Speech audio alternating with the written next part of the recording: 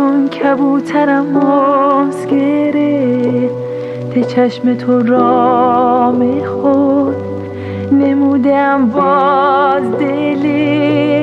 رمیده را دست مکش به موی او مات مشو به روی او تا نکشد به خون دل دامنه دیده تو را دست مکش به موی او مات مشو به روی او تا نکشد